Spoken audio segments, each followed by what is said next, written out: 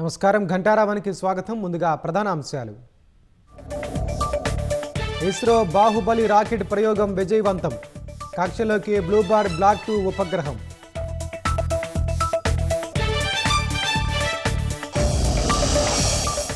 ఇస్రోపై America నమ్మకాన్ని నిలబెట్టామన్న నారాయణన్. వాణిజ్య ప్రయోగాల్లో మరోసారి భారత్ సత్తా చాటిందన్న మోదీ.